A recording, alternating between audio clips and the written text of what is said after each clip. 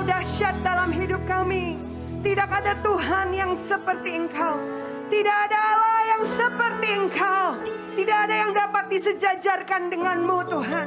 Engkau dahsyat, Engkau berkuasa. Engkau ajaib dan heran dalam hidup kami. Tuhan, kami bersyukur buat hari ini. Kalau kami boleh berkumpul memuji dan membesarkan nama-Mu. Kami boleh duduk diam di hadirat-Mu oleh karena kasih-Mu Tuhan.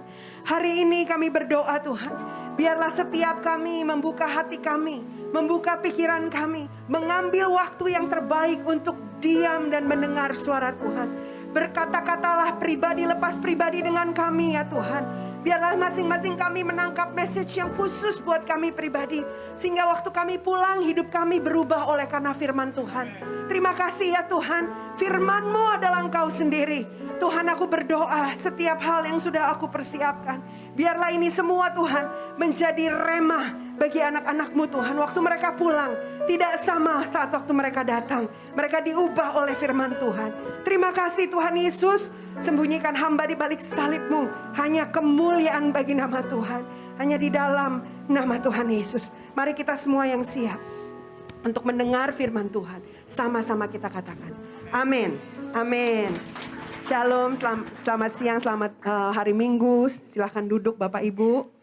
Saya izin buka masker karena katanya boleh ya. Oke, terima kasih. Oke, lebih lega ya Pak Marco. Tadi pagi rasanya agak. Oke, shalom, sudah 2,5 tahun mungkin ya. Saya akhirnya berdiri lagi di panggung ini. Mungkin ada beberapa Bapak Ibu juga yang belum kenal saya ataupun sudah lupa sama saya, tidak apa-apa. Nama saya Natali Moniaga atau Lia Moniaga. Mungkin suami saya beberapa waktu lalu khotbah di sini juga. Saya membantu penggembalaan Pak Welyar. Saya banyak di ibadah sekolah minggu kalau di Plaza Indonesia. Tapi juga saya tadi banyak ngobrol sama Pak Marco. Saya juga banyak terlibat dalam pemuritan anak-anak muda. Sepanjang 2,5 tahun pandemi kami tidak pernah berhenti memuridkan. Walaupun hanya sedikit-sedikit orang, sedikit di sini, sedikit di sini. Tapi kami terus memuridkan sampai hari ini. Dan kami percaya karena kami hidup juga dimuridkan. Sekarang memuridkan. Jadi tadi sama Pak Marco bicara ya, kalau hidup itu kan gak pilih-pilih ya. Mau masalah tuh datang gak pilih-pilih nih. Wah si ini nih karena Kristennya udah lama dia yang dipilih, enggak juga. Atau ini coba kita coba ya dia baru terima Yesus kuat gak imannya, enggak juga. Dia datang kepada siapa aja yang namanya ujian. Bukan karena apapun ya, tapi produk-produk yang mahal itu harus tahan uji ya. Gak pernah ya beli mobil BMW tapi gak lulus uji ya. Gak mau ya kalau beli BMW harga murah tapi remnya belum pernah dites, gak mau ya. Gak mau juga ya kalau misalnya kita beli handphone, wah Samsung keluaran terbaru gitu ya. Tapi belum lulus ujian, oh gak mau pasti. Maunya yang udah jelas produk jadi, produk lulus ujian, ini produk ketahuan jaminan mutu, saya siap bayar. Nah tapi untuk di dalam Tuhan juga sama ya. Tuhan waktu kita masuk dalam ujian ya, itu untuk mengeluarkan sebenarnya apa yang ada di dalam kita. Oke, waktu saya mempersiapkan khotbah di tempat ini, ada satu kata yang Tuhan taruh di hati saya. Judulnya berubah, gitu ya. Judulnya berubah. Karena saya nggak tahu dengan hidup Bapak Ibu selama 2,5 tahun saya baru akhirnya kembali nih ke sini. Hidup saya sangat banyak berubah, ya. Saya nggak bilang perubahan itu enak semua, enggak. Ada juga kok yang membawa saya keluar dari kenyamanan gitu ya. Tetapi saya mau katakan satu hal. Setiap hal yang Tuhan lakukan adalah baik. Prosesnya waktu dilalui enak gak? Enggak semua enak. Mungkin suami saya udah pernah cerita ya di tempat ini. Waktu di tengah-tengah musim, di tengah-tengah pandemi, mama mertua saya meninggal. Dipanggil pulang ke rumah bapak dan mama saya ini bukan karena COVID ya, mungkin saya nggak tahu dari Bapak Ibu ada mungkin keluarga yang dipanggil Tuhan oleh karena COVID. Tapi kalau mama saya ternyata sudah 1 tahun menutup dari anak-anaknya kalau dia sudah pendarahan. Mama saya sudah menopause, Jadi ketika seseorang sudah menopause, kalau ada pendarahan lagi itu ada tanda-tanda ya Bapak Ibu ya. Dan ternyata itu sudah ditutupi 1 tahun lamanya. Jadi ketika kami tahu kasusnya sudah berat dan ternyata waktu dicek ke dokter itu 1 malam kami baru selesai memuridkan, tiba-tiba mama telepon dan minta kami datang. Kami tinggal di Cibubur, malam itu juga selesai pemuritan itu sekitar jam 8:30. Mama bilang mama pendarahan hebat, minta kita datang, kita harus lari ke Karawaci. Singkat cerita, mama divonis kanker serviks stadium 4. Dan usia mama sudah 74 tahun, mama tidak punya insurance. Jadi segala pengobatan harus kami tanggung. Memang ada BPJS, tapi kalau ketika sudah urgent nggak bisa ya nunggu ngantri-ngantri gitu. Jadi ada beberapa hal harus kami urus dan kami selesaikan gitu ya. Jadi singkat cerita dalam beberapa waktu berjalan selama menemani mama 7 bulan perjalanan ya. Jadi dari akhir tahun lalu sampai awal tahun ini itu ada 7 bulan kami berjalan dengan mama yang tadinya seorang panglima iman yang luar biasa. Kalau ke rumah mama kita bilang, aduh mah tadi jalanan macet aku pusing, mama udah obat pusing gak? Apa itu pusing? Apa itu obat? Lawan dalam nama Yesus gitu ya. Kita gak boleh salah ngomong kalau sama mama dulu. Jadi kita kayak aduh ya salah. Jadi mama tuh orang yang sangat luar biasa. Tapi apa yang terjadi ketika mama mengalami kanker ini, kami melihat sisinya mama yang lemah, sisi mama yang dalam keadaan sakit. Dan ternyata yang Tuhan lakukan. Nah ini mungkin yang belum diceritakan. Tadi pagi saya gak ceritakan ini. Apa ternyata yang Tuhan lakukan? Tuhan membawa keluarga suami saya menjadi lebih dekat. Jadi suami saya itu hidupnya itu keluarganya broken home. Jadi papahnya sudah meninggalkan dia itu dari dia umur SMP. Anak kecil yang ditinggalkan papahnya dan yang sudah begging papahnya pulang, papahnya gak mau pulang. Dan sekian lama akhirnya mama dengan mentality yang kuat begitu ya. Ya kalau ibu yang kuat, pribadi yang strength banget gitu. Membuat anak-anak hidup jauh. Ya, jadi adik nggak terlalu dekat sama kakak nggak terlalu dekat sama adik gitu. Intinya yang terjadi ketika selama 7 bulan itu setiap minggu minimum 2 kali dalam seminggu kami kumpul di rumah mama. Karena Tuhan udah ngomong satu-satu sama kita, mama bakal pergi. Tapi kita kan nggak mungkin ya, kita cuman bisa gini, Tuhan kita nggak tahu waktu Tuhan kapan. Yang kita bisa lakukan adalah membuat mama happy selama dia masih ada sama kita. Dan kita mau kasih lihat mama, anak-anak rukun. So apa yang kita lakukan? Ternyata Tuhan memulihkan hubungan. Jadi ketika kami sedang berkumpul setiap hari di rumah mama itu di meja makan, kita cuman sibuknya pesan order Grab apa, Gojek apa, dulu lagi program Traveloka Eats. Kita cari diskonan, kumpul, ketawa-ketawa, mama mau makan apa. That's what we do every day, kita berdoa buat mama. Saya menemukan sebuah cerita yang luar biasa dari adik ipar saya. Selama kami tidak dekat ya waktu itu. Jadi kita saling ketemu hanya ulang tahun. Ketemu ulang tahun mama, ulang tahun si ade, ulang tahun si kakaknya, gitu. Cuman pada saat, jadi kalau kita ketemu di pesta ulang tahun tentu kita tidak cerita-cerita dengan dalam. Akhirnya kami bercerita satu hari, saya jadi tahu.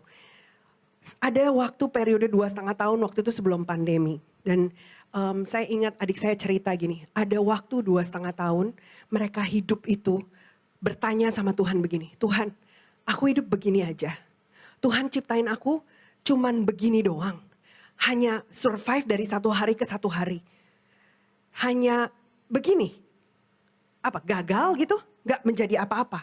Nah kenapa ini suatu cerita yang menginspirasi? Karena buat saya hari ini mereka berhasil melakukan suatu konsep baru gitu kalau di dunia retail. Mungkin Bapak Ibu pernah datang yang namanya Kumulo di BSD. Nah itu adiknya Darana, adiknya Pastor Darana yang bikin konsep dan semua. Itu adiknya Pastor Darana. Dan sekarang dia, karena saya bekerja juga di bagian retail Bapak Ibu. Jadi saya tuh di perusahaan suka suruh bikin mall gitu ya. Waktu zaman pandemi Bapak Ibu tahu semua mall tutup. Semua orang didiskon, gak ada yang bayar rental. Jadi otomatis gaji kami juga didiskon ya. Lalu kemudian bukan itu aja. Kumulo itu berkembang dengan luar biasa di tengah-tengah pandemi. Itu orang rame sampai masuk harus pakai bayar tiket. Sekarang mereka dikejar-kejar banyak sekali orang-orang yang punya developer untuk mereka bikin konsep ini. Ini adik saya ya, adik kita nih. Dan tahu gak Bapak Ibu, konsep itu lahir Dari 2,5 tahun di mana mereka setiap hari cuma ngomong sama Tuhan. Kami nggak percaya kami hidup hanya begini. Kami nggak percaya Tuhan panggil kami jadi orang Kristen, hidup kami biasa-biasa. Kami nggak percaya kalau Tuhan panggil kami jadi anak Tuhan Yesus yang luar biasa, yang namanya kami agung-agungkan di gereja, yang sungguh-sungguh katanya bisa melakukan mujizat, tapi hidup kami begini-begini aja. Lahir dari perenungan dan perjuangan dengan iman 2,5 tahun.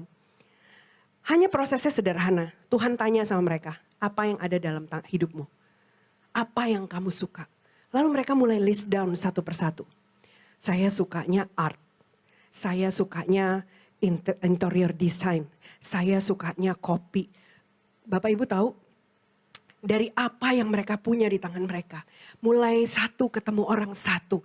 Membangun network satu demi satu. Dengan terus mengandalkan Tuhan. Hari ini mereka ada sebagaimana mereka ada. Tapi sungguh 2,5 tahun yang lalu kita duduk di meja makan itu. Saya nangis. Kenapa kalian gak pernah cerita sama kita? Mereka cuma bilang gini, kita tahu kamu punya masalah yang sama. Buat apa kita cerita cuma jadi beban. Tapi buat saya, hari itu saya belajar banyak. Waktu itu kita mulai begini, kita ngomong, kita sepakat. Yuk, hari ini kita ada buat mama. Kita boleh punya masalah, kita keluar dari rumah mama, kita akan hadapi masalah kita masing-masing. Tapi kita hadapi dengan Tuhan kita. Di rumah ini kita putuskan yuk, kita gak boleh ngomongin masalah. Kita hanya ngomong yang bikin kita happy, bikin mama happy. Mama harus dengar kita ketawa, supaya mama tahu kita rukun. Puji Tuhan.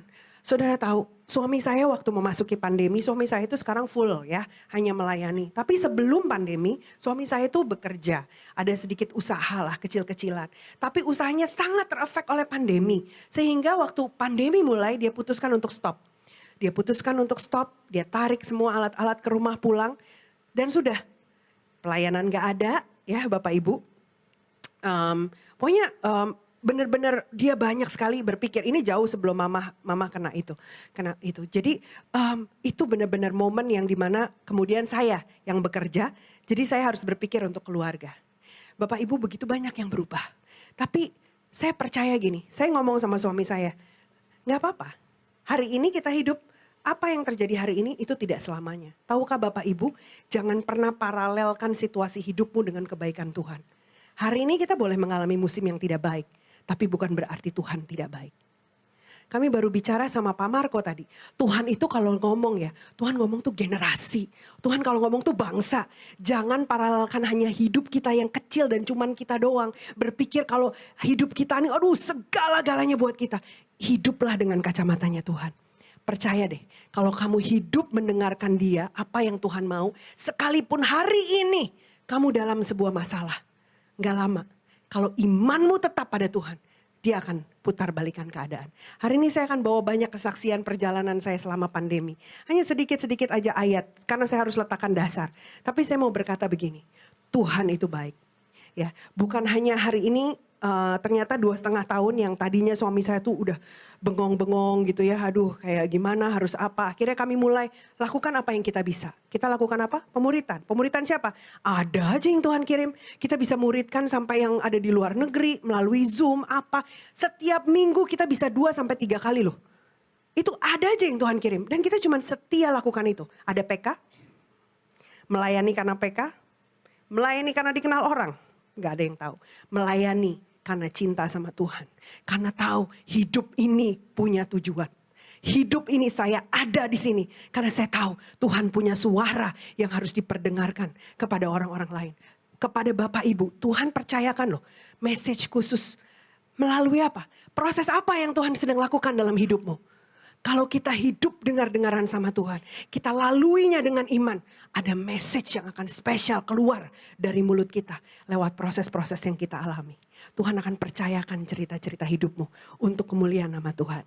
Oke, saya mau mulai ya. Jadi kata berubah ini, definisinya adalah menjadi lain, menjadi berbeda dari semula. Saya melihat selama 2,5 tahun ini, saya bersyukur hidup saya tidak stuck. Hidup saya tidak kalah oleh COVID. Tapi saya melihat proses apapun boleh datang. Saya tetap hidup lebih dari pemenang. Dan saya tidak sama loh. Waktu saya sebelum mengalami masa-masa COVID itu sama saya hari ini. Pengalaman saya dengan Tuhan lebih kaya. Rasanya masalah yang datang luar biasa hebat. Tapi saya lihat Tuhan saya lebih hebat. Lalu kemudian berubah itu juga berarti membuat seseorang atau sesuatu menjadi lebih baik dari sebelumnya. Bapak Ibu, gunakanlah proses dalam hidup kita, masalah dalam hidup kita, buat kita jadi pribadi yang lebih baik. Caranya apa? Nomor 1, cara pandang kita tentang masalah harus berubah. Jangan mengasihani diri, jangan lihat masalah kita yang paling besar. Jujur, semua orang akan lihat masalah kita besar. Ya, saya pun mengakuinya. Waktu saya mengalami, saya merasa masalah saya besar. Tapi ada satu yang saya tidak boleh lepas. Dan tidak boleh lepas dari pikiran saya. Bahwa Tuhan memegang kendali, bahwa Tuhan lebih besar. Dan bahwa Tuhan yang saya sembah di gereja ini, yang saya agung-agungkan namanya. Dia hidup dan berjalan dalam kehidupan saya. Bukan cuma soal pendeta yang khotbah. Tetapi orang-orang seperti Bapak, Ibu, dan saya yang tiap hari kita di hari Minggu kita berkata, Pantekosta ketiga, pencurahan Roh Kudus yang luar biasa. Haruslah kita nyatakan kuasanya Roh Kudus itu yang mengurapi kita, membuat hidup kita berbeda. Amin. Nah, next slide. Bapak, Ibu, yang pasti dalam kehidupan adalah perubahan. Berapa banyak Bapak Ibu dulu mengingat masa-masa di mana Bluebird tidak terkalahkan. Tapi hari ini kita lihat apa yang terjadi. Gojek, Grab sudah sudah surpass ya. Bluebird cuman punya apa?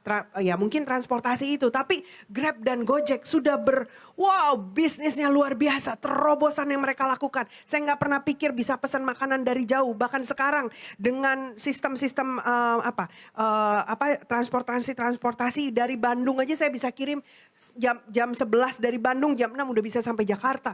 Itu udah kayak gampang, everything. Semua tinggal klik belanja bulanan. Kita nggak pernah mikir ibu-ibu belanja bulanan dulu dari telepon. Sekarang kita lakukan. Semua yang kita pikir dulu nggak bisa, sekarang bisa. Nah, kenapa kita juga nggak berpikir demikian? Waktu kita menghadapi situasi kita.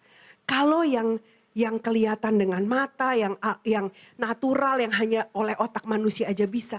Kita juga harus berpikir, apa yang mustahil bagi manusia, itu mungkin buat Tuhan. Ya, kita cuma perlu apa? Mau berubah. Next slide. Kita seringkali lihat ini ya, keindahannya kupu-kupu ya. Kita suka lihat kupu-kupu, wah bagus banget. Anak saya suka nangkepin kupu-kupu, tapi dilepas lagi kok Bapak Ibu.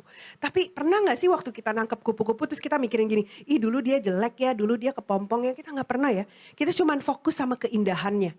Kita cuma lihat bagusnya. Bukankah kita sering begitu? Ngelihat orang gini, enaknya dia kaya.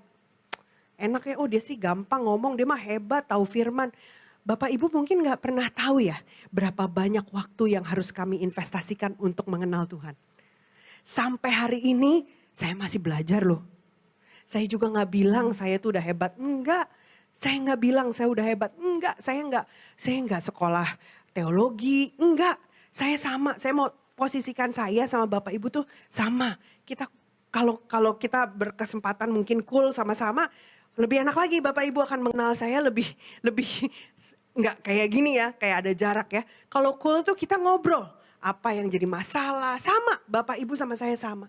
Yang beda cuman gini, adakah kita menyimpan firman di dalam hati kita, merenungkannya siang dan malam, waktu masalah keluar, apakah kita keluarkan firman itu dari mulut kita, bukan sekedar mengeluh tentang masalah kita, lalu kita berjalan di atas firman.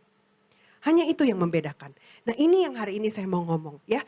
Kupu-kupu indah ya, ngelihat orang kesaksian, oh iya bagus gini-gini. Tapi gini, semua orang yang hidupnya kesaksiannya indah kayak kupu-kupu, pernah loh ngalamin masa-masa kepompong. Saya cuman berpikir gini, waktu sayapnya keluar sakit gak ya itu badannya gitu. Ya, tapi abis itu dia terbang. Dia nggak lagi melata-lata di pohon atau di tanah, enggak, dia terbang. Nah, tapi prosesnya kita harus ingat itu, bagaimana dia mau berubah. Ya, next slide-nya.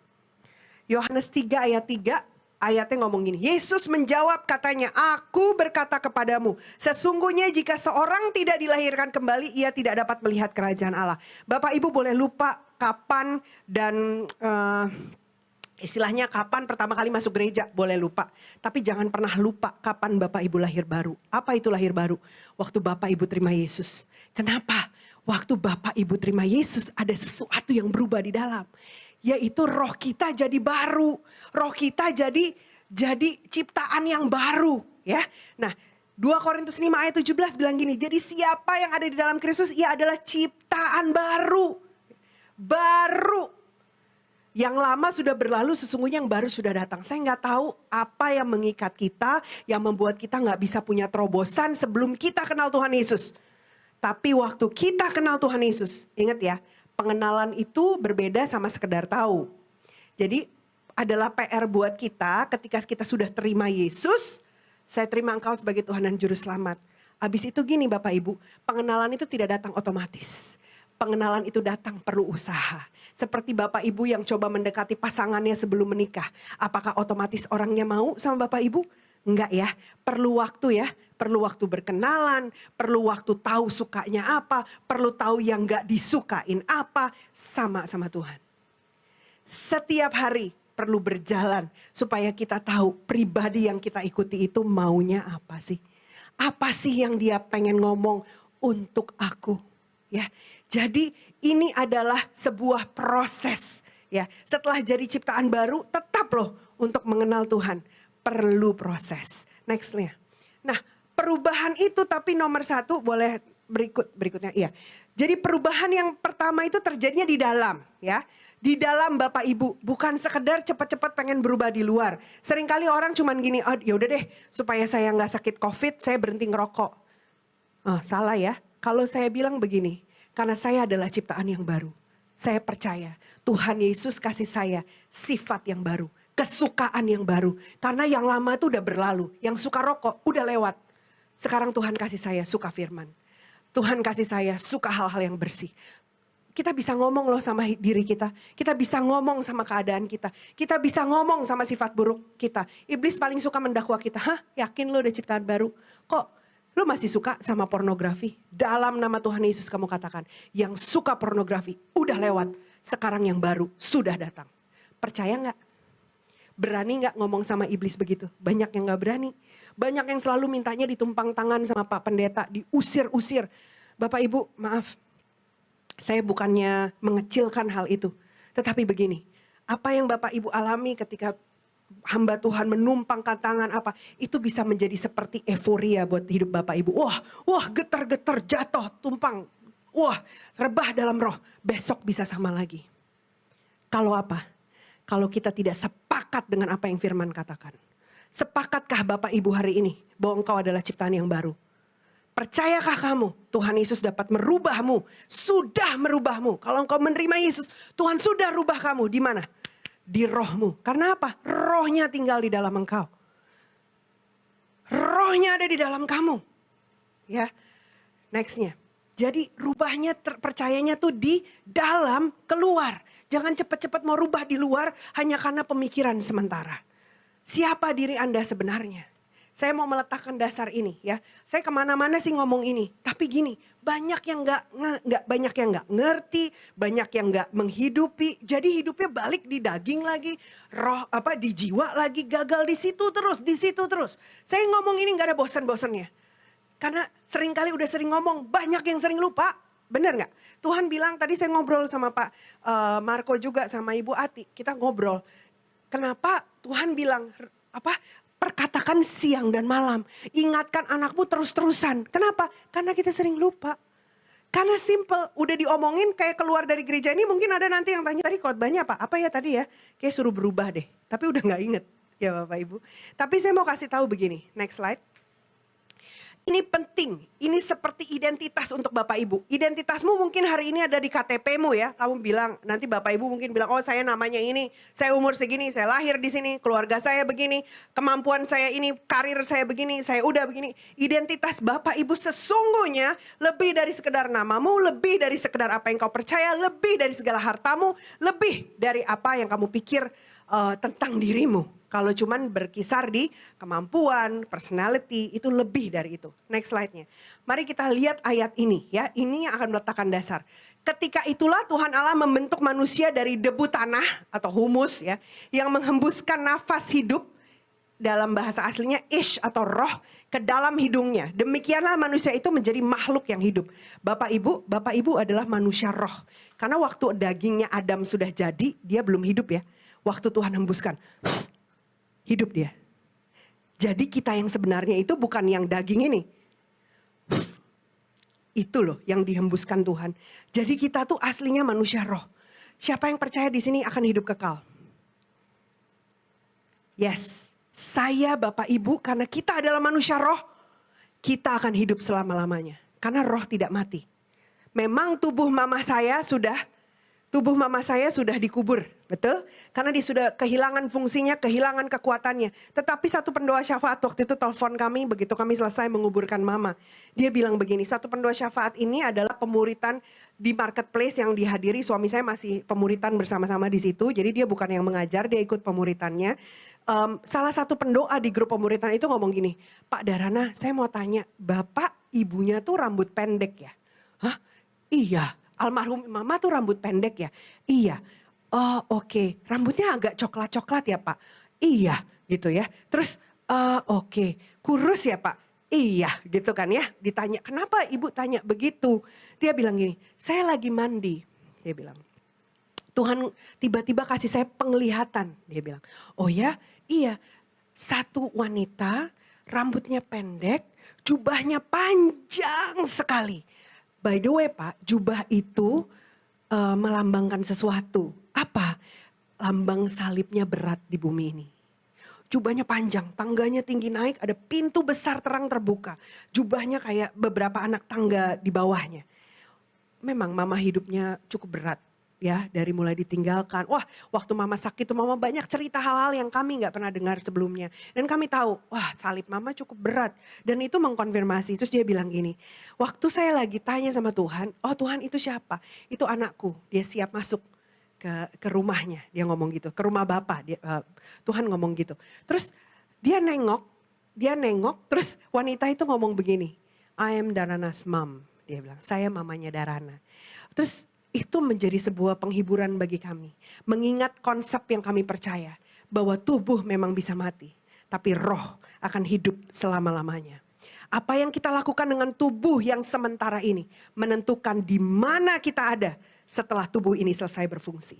Jangan sia-siakan hidupmu hanya dengan hidup untuk hari ini. Apa itu hidup untuk hari ini? Hidup untuk dagingmu, hidup untuk jiwamu saja. Banyak orang hidup hanya untuk dagingnya. Seperti siapa? Esau menukar hak kesulungan dengan Brenebon. Enak sih Brenebon, saya juga tahu. Dosa enak, enak lah. Nikmat, oh nikmat. Seberapa lama? Sangat sebentar. Setelah dosa, habis itu apa? Intimidasi iblis. Belum akibat dosa yang nggak bisa kita diskon. Segala perbuatan kita akan menanggung akibatnya. Entah hari ini, entah di masa depan. Tinggal tunggu aja. Betul? Nah, kenapa kita tidak boleh hidup untuk hari ini? Karena orang yang hidup hanya untuk hari ini, pandangannya sempit. Orang-orang yang tahu panggilan, berarti kan tahu ya, oh Tuhan punya rencana. Hidupnya untuk masa depan. Dia nggak hidup cuma untuk kenikmatan hari ini.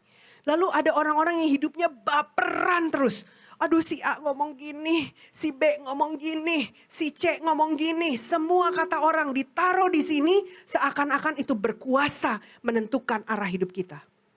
Tahukah kamu tidak ada yang berkuasa menentukan arah hidupmu kecuali penciptamu?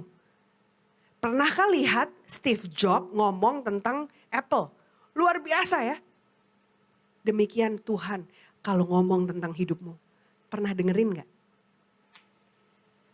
Bayangin ya, Tuhan itu bilang ini, sebelum aku sudah menuliskan hari-harimu di kitabku. Berarti gini, di surga ada kitab namanya Marko. Ada kitab namanya, ibu namanya siapa bu? Ibu Berta. Ibu Berta, Ibu Ati, ada namanya. Dan mohon maaf, Tuhan hanya menulis kisah hidup yang bestseller. Tuhan gak nulis kisah hidup yang biasa-biasa. Mungkin kalau sampai hari ini kita lihat hidup kita belum banyak berubah. Kita belum dengerin nih pencipta kita sebenarnya maunya apa sama hidup kita. Karena hidup kita sudah dituliskan hari-harinya. Dan seperti itu makanya memberkati saya waktu saudara saya ngomong gini. Dia challenge Tuhan dan bilang gini, saya tahu saya tidak diciptakan untuk berakhir seperti ini. Saya tidak diciptakan hanya untuk survive hari ini, buat mikirin besok aja udah gak bisa. Saya tidak diciptakan untuk seperti itu. Dan saya lihat dia hari ini, kemana-mana dia pergi, dikejar-kejar berkat. Dikejar-kejar orang yang mau tawarin project. Berapa banyak orang, saya aja waktu kembali nih ke perusahaan saya, itu sekarang saya lumayan dikejar project. Tapi waktu awal boro-boro, dia dari waktu pandemi sampai hari ini masih dikejar project. Luar biasa. Hasil perenungan dan hasil mempercayai Tuhan. Gak pernah sia-sia. Ya, next slide-nya.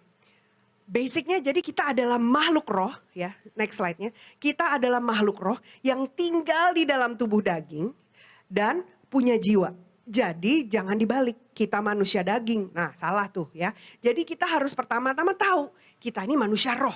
Itu identitas kita. Jadi waktu orang bilang, oh kamu anaknya si ini ya. Oh paling kamu bisa, udah bagus kamu ya lulus kuliah ya. Papamu kan SMA ya. Jangan mau dipenjara sama itu. Orang-orang akan ukur kita dengan apa yang mereka bisa pikir dengan pikirannya. Tuhanmu tidak terbatas. Apakah Tuhanmu terbatas dengan uang yang ada di tabunganmu? Tidak. Sama sekali tidak. Bahkan uang dipakai Tuhan untuk apa? Untuk memberkati hidup kita, betul. Tapi kita tidak, tadi kita baru ngobrol ya Pak ya. Jadi kesini nih. Uang itu yang ciptain dunia. Dulu gak ada uang itu. Uang itu sistemnya dunia. Makanya jangan, Tuhan udah bilang jangan jadi hamba uang. Kamu tuh gak dari dunia ini soalnya. Kamu tuh dari sana. Dari sorga. Tempat kamu akan berada di kekekalan nanti. Jadi jangan diukur hidupmu sama uang yang kamu punya. Oh jangan taruh harga dirimu, harga hidupmu hanya nilai uang itu. Ya, jangan jual Tuhanmu oleh karena karir, oleh karena toko, oleh karena jangan. Next slide.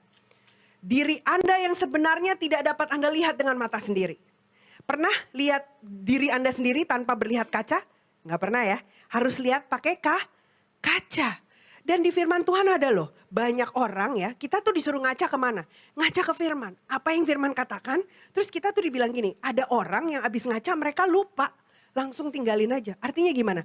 Mereka dengar janji Tuhan, aku akan menjadikan kau kepala dan bukan ekor, aku akan menjadikan kau di atas dan bukan di bawah. Habis itu dia baca terus dia lupa, ya hidup gue emang gini-gini aja. Padahal Alkitab, firman Tuhan itu adalah cermin buat kita. Waktu abis kita ngaca, jangan lihat dong fakta kita. Lihat apa yang firman katakan, percaya dan bilang, aku percaya aku jadi kepala, aku percaya aku di atas, aku tidak di bawah. Sekalipun hari ini faktanya belum sama. Jadi diri kita yang sebenarnya gak bisa kita lihat dengan mata kita sendiri. Harus apa? Harus ngaca. Karena kenyataan manusia roh itu tidak dapat kita lihat dengan mata fisik kita. Bukan hanya talenta kekuatan kita, siapa yang di dalam roh itu tidak terbatas. Makanya Tuhan bilang gini, sembahlah aku di dalam apa? Roh. Makanya jangan gini, aku gak rasa firman, misalnya gak rasa-rasa hadirat Tuhan nih. Hadirat Tuhan bukan dirasa-rasa, Tuhan bilang gini, 2-3 orang berkumpul aku hadir. Sekarang kamu mau menghargai hadirat Tuhan apa enggak, itu tergantung kamu. Dimanapun, waktu pandemi semua orang bilang, kering. Tergantung. 2-3 orang hadir, berkumpul Tuhan hadir. Di rumah Tuhan hadir. Tapi bagaimana kita percaya gak sama firman itu? Atau kita cuma percaya Tuhan hadir di gereja? Itu setiap hari kita diperhadapkan pada pilihan mau percaya firman apa percaya apa yang depan mata. Kita cuma percaya kalau hamba Tuhan besar dia, ini dia. No, setiap orang yang harus berdiri di sini bertanggung jawab sama Tuhan loh. Waktu dia harus khotbah harus hidupin dulu loh. Berat tanggung jawabnya Bapak Ibu. Tapi saya percaya kita semua saling belajar. Bahkan saya pun masih belajar dengan sesama anggota kul kami. Yang notabene sama-sama berjemaat gitu ya. Sama gitu ya. Next slide. Identitas jadi penting. Manusia roh di dalam kita tuh jadi penting jadi identitas kita. Supaya kita punya kesempatan jadi melebihi dari apa yang orang katakan tentang kita. Apa yang orang pikir tentang hidup kita. Next slide. Ya. Ini saya ada cerita, sebelum saya masuk ke situ, saya jadi teringat gini, ingat gak Petrus muridnya Tuhan ya, deket ya, 3,5 tahun jalan terus sama Tuhan ya di muka bumi ini ya. Wah, lihat Tuhan bikin mujizat bla bla bla. Waktu itu aku akan mati kalau apa Tuhan jangan ngomong begitu. Aku pasti rela mati demi namamu. Tapi ternyata waktu Tuhan mau ditangkap, apa yang terjadi? Dia kabur. Bukan cuman kabur, dia bilang gak kenal Tuhan. Oke, bahasa gaulnya hari ini dia udah mengkhianati Tuhan. Dia apa? Dia betray, dia tinggalin Tuhan. Sekarang saya mau tanya, kalau dari kacamata kita, itu dosanya serius apa kecil? Meninggalkan Tuhan, lari ya, terus bilang gak kenal Tuhan. Kira-kira menurut kita nih, tuh dosanya serius apa? Serius ya? Pernah ditinggalkan sama orang yang dekat dengan kita? Saya pernah. Dan rasanya nangisnya berhari-hari, didoain pendeta sampai pulih. Susah loh, orang terdekat tinggalin kita. Sedih sekali. Ini Tuhan Yesus Tuhan ya, dia mungkin gak alamin itu. Tapi gini, saya mau taruh di kacamata kita hari ini. Kalau ada orang yang begitu kita bisa ngomong gini. Gak usah dengerin Petrus, dia ngomong doang. Lihat tuh, duluan kabur. Petrus, lihat tuh. Apa baru begitu berkhianat ya. Mungkin kita akan ngomong gitu. Mungkin kita akan bilang udah deh dia gak usah ikut cool kita lagi. Ya, itu yang kita lihat dengan mata. Ini orang ngomong doang. Itu apa yang kita lihat dengan mata. Tapi tahukah Tuhan Yesus lihat apa? Waktu dia bangkit. Lalu ada Maria datang mau mengurapi Yesus dan dia bilang, tell Peter, kasih tahu Petrus. Seperti Tuhan ngomong gini, cepet-cepet kasih tahu Petrus. Tuhan tahu Petrus tuh lagi rasanya apa di dalam sini. Dia bilang, tell Peter, saya udah bangkit gitu. Terus tahu nggak waktu Yesus menjumpai Petrus abis dia lagi menjala ikan, udah balik menjala ikan. Saking udah merasa udah hopeless lah. Orang kayak gue gak bakal dipakai Tuhan. Sering kan kita ngomong gitu. Kalau kita habis buat salah sama Tuhan ya, pengennya udahlah gue mah udah gak ada hope. Udahlah Tuhan pasti pakainya yang hebat-hebat. Ingat Petrus. Terus Tuhan bilang apa? Dia nanya, Petrus kamu mau berapa lagi mengkhianati saya berapa kali lagi? Gitu. Enggak. Apa Tuhan ingetin berapa kali kamu? Bener gak saya ngomong 3 kali? Bener kan kamu menyangkal saya 3 kali? Enggak. Tuhan gak ingetin itu. Tuhan tuduh Petrus? Enggak. Tuhan tanya apa? Apakah kamu mengasihi aku? Pertanyaan yang sama yang Tuhan tanya setiap hari sama kita. Apakah engkau mengasihi aku? Tuhan gak tanya, kamu bisa hidup sempurna buat aku? Tuhan gak tanya berapa banyak ayat Alkitab yang udah kamu tahu? Enggak. Tuhan gak tanya berapa uang di tabungan kamu supaya kamu bisa bantu pelayanan-pelayanan. Tuhan gak tanya itu. Tuhan tanya, apakah kamu mengasihi aku? Karena orang yang mengasihi Tuhan akan dengar apa yang Tuhan katakan. Dan apa yang Tuhan katakan, ini sangat berbeda dengan apa yang dunia katakan, apa yang orang katakan, apa yang fakta hidupmu sedang kau hadapi. Tuhan bilang apa sama Petrus? Di atas batu karang ini aku akan mendirikan gerejaku. Orang-orang lihat Petrus apa? Nol besar, kabur, pengkhianat. Tuhan bilang apa? Batu karang. Dan di atas batu karang itu aku akan mendirikan gerejaku. Jangan pernah lihat hidupmu dari kesalahanmu, dari kegagalanmu. Karena lihat, Tuhan gak lihat kamu dari situ. Kalau kamu memang Tuhan gak relate kita dari daging, ya memang ya. Tuhan serius dengan dosa. Tuhan mau kita bertobat, stop tinggalin dosa. Buktinya apa? Waktu orang yang kedapatan berzina, ingat ya ini saya kasih tahu. Waktu orang kedapatan berzina, terus Tuhan tanya, ada gak yang hukum kamu? Gak ada, oke, aku tidak menghukum engkau. Tapi ingat ini kata-kata Tuhan. Bertobat dan jangan berbuat dosa lagi.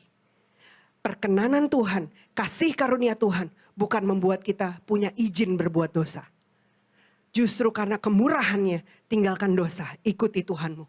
Karena Tuhanmu punya rencana yang jauh lebih hebat, jauh lebih dahsyat, jauh lebih indah dari apa yang namanya dosa. Dosa enak sekarang, besok kamu dikejar-kejar penyakit, kamu dikejar-kejar hutang, kamu dikejar-kejar nama buruk. Penyesalan sampai akhir hidupmu. Ikuti Tuhan, seakan-akan hidupmu gak sehebat yang dunia lihat. Tapi ujungnya kamu akan lihat, kamu naik dan tidak turun. Jadi kepala dan bukan ekor. Amin. Oke, next slide-nya. Ini ada ayat, tapi saya mau terjemahkan aja ya. Di alam natural hanya bisa melahirkan yang natural. Kalau alam roh akan melahirkan hal-hal yang supernatural. Tuhan kan udah bilang ya, Tuhan itu adalah roh. Jadi kalau kita mau datang sama Tuhan, datanglah dengan firman. Jangan datang dengan list of masalah. Ya, datang sama firman. Masalahnya apa? Keuangan. Tuhan, firman-Mu berkata. Waktu Tuhan melawan iblis, Tuhan ngomong apa? Ada tertulis. Sekarang kalau kita diperhadapkan sama ujian ya. Kita tahu iblis lagi mencoba menghancurkan iman kita. Dan kita harus bisa bilang, ada tertulis. Kita harus bisa ngomong, Tuhan Yesus bilang. Alkitab ngomong, iblis diam. Tahu nggak? Suara yang banyak berputar akan diam. Kita harus berani begini nih yang firman Tuhan katakan. Lawanlah iblis, dia lari. Tapi berapa banyak kita ada suara-suara salah nih di pikiran kita. Suara-suara salah di hati kita, itu kita dengerin terus. Bukannya dengerin firman, yang didengerin itu. Yang dipikirin itu. Makin lama, kamu tahu nggak? Semakin apa yang kamu pikirin, hidupmu berjalan ke situ. Bukannya apa ya? Bukannya soal apa sih kalau dunia bilang ada aura negatif. Bukan itu. Tapi kemana pikiranmu itu terus kamu fokuskan, hidupmu jalannya ke arah situ. Makanya fokusin hidupmu kemana? Firman Tuhan. Dia akan jadi. Dia akan melahirkan hal-hal yang supernatural. Kalau mau hal-hal yang natural aja ya gak usah renungin firman ya. Cari kerja ya udah gitu ya. Sebisanya aja gitu. Tapi hal-hal yang supernatural. Contoh, saya adalah lulusan D3, sekretaris. Semua orang sudah tahu akhirnya saya paling tinggi adalah sekretaris dari Presdir. Itu udah paling tinggi karir D3 sekretaris, betul? Kata dunia. Tapi ini saya cuma mau cerita aja. Hari ini saya adalah GM di perusahaan yang mempunyai mall-mall hampir di beberapa kota lah di Indonesia gitu ya.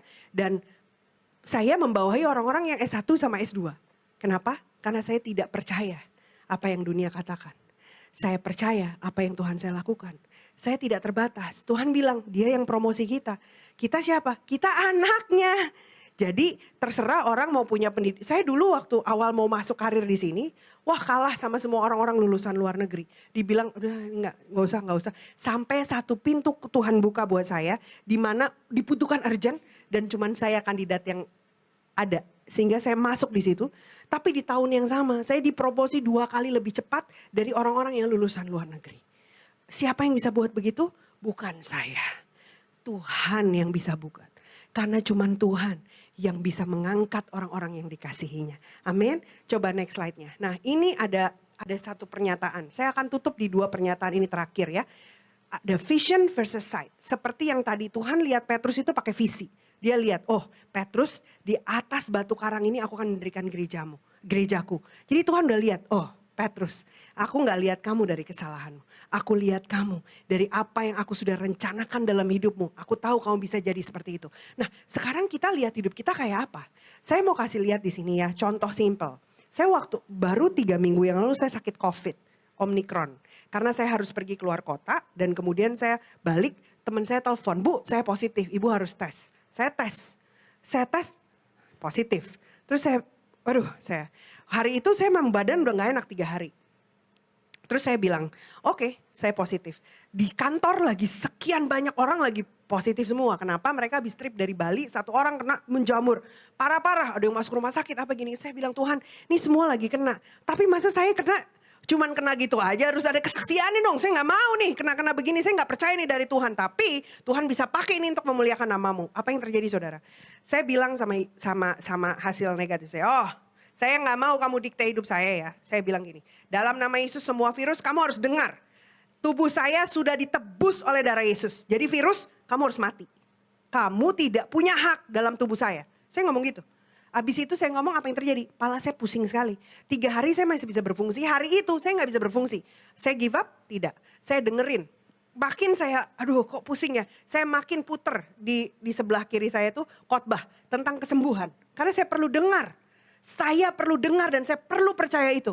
Besokannya saya bangun. Roh Kudus ngomong gini, kamu tes. Tuhan baru kemarin lo positif gitu kan. Masa hari ini udah tes? Kamu tes. Kamu gak percaya yang kamu doain?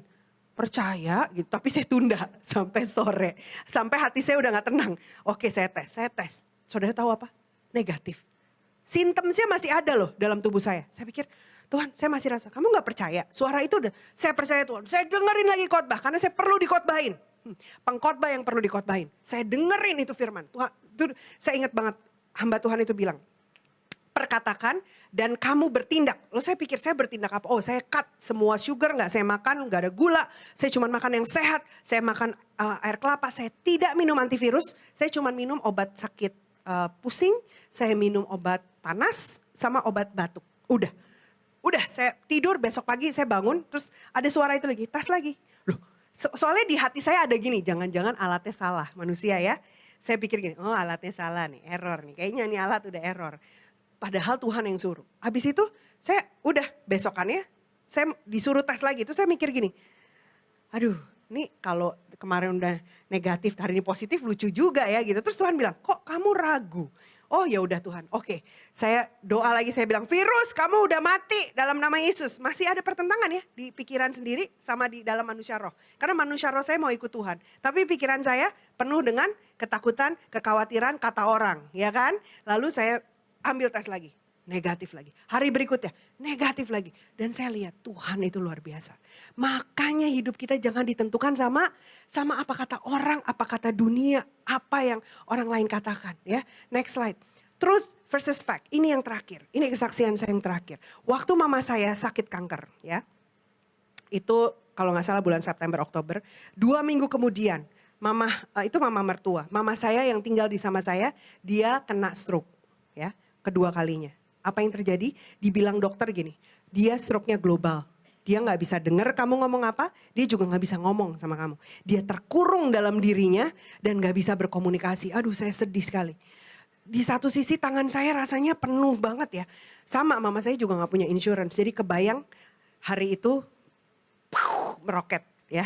Meroket, apa yang kebutuhan hidup tuh meroket. Di tengah-tengah suami saya juga sedang tidak bekerja. Tapi luar biasa, bukan hanya Tuhan mencukupi. Tapi tahu nggak hari ini, kita berdoa terus. Memang mama dipanggil Tuhan, tapi kita udah dengar kesaksian ya tadi, roh kita tetap hidup, mama bersama-sama dengan Tuhan. Itu kebahagiaan yang luar biasa. Tetapi mama saya hari ini, saya mau kasih tahu, keluar waktu itu selang, makan pakai selang, pipis pakai selang, mohon maaf. Buang air besar semua di tempat tidur, semua harus pakai segala macam, gak bisa jalan, gak bisa apa. Hanya dengan berdoa dan pengobatan di rumah ya, dan terapi manggil orang ke rumah karena lagi pandemi. Kita cuma terapi orang datang fisioterapi. Hari ini selang sudah tidak dipakai, makan sudah dengan mulut, sudah bisa ngomong, sudah nggak ada lagi selang-selang di tubuhnya, sudah bisa jalan, sudah bisa komunikasi. Bertentangan dengan fakta? Ya. Bertentangan. Kenapa? Karena kita percaya Tuhan kita ajaib, Tuhan kita hidup, Tuhan kita melakukan mujizat sampai hari ini. Saya undang Bapak Ibu, mari kita berubah. Di mana? Di dalam. Ubah cara pikir, ubah cara kita berkata-kata terhadap situasi. Dan kita akan lihat apa yang kita sepakati bersama dengan Tuhan itu firman-Nya. Jadi genap dalam hidup kita. Amin. Amin. Saya undang para pemusik dan WL. Saya bersyukur, saya percaya hari ini kita hanya mendengar firman yang simpel saja. Apa yang kita dengar? Nomor 1, kita harus percaya. Setelah percaya, simpan di hatimu. Lalu apa? Yang ada di dalammu akan keluar di sini nih, di mulut. Perkatakan yang benar, lalu kita lakukan. Amin. Kita mau nyanyikan lagu yang kuasamu terlebih besar.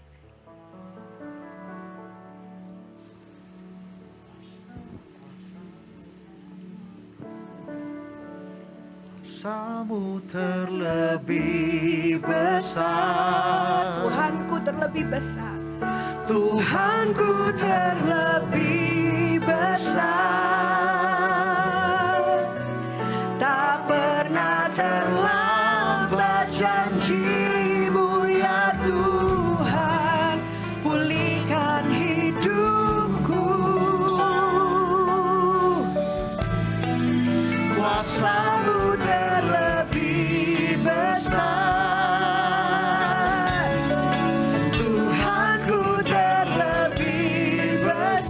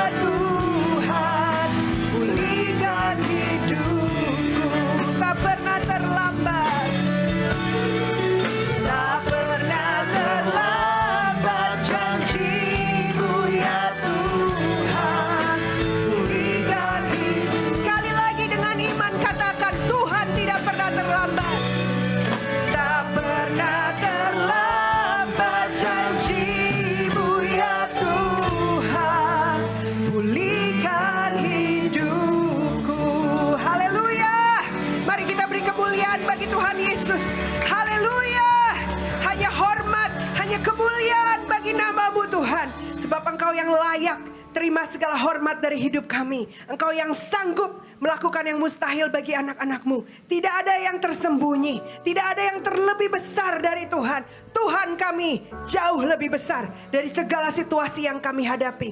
Ajar kami Roh Kudus, supaya setiap hari kami menyimpan firman Tuhan dalam hati kami. Sehingga waktu kami hadapi situasi-situasi, firman itu jadi pedang, jadi senjata dalam hidup kami untuk melawan si jahat, untuk menghancurkan tipu muslihat iblis. Dan kami percaya, waktu setiap kami bersepakat dengan firman Tuhan, firman-Mu akan genap jadi dalam hidup kami.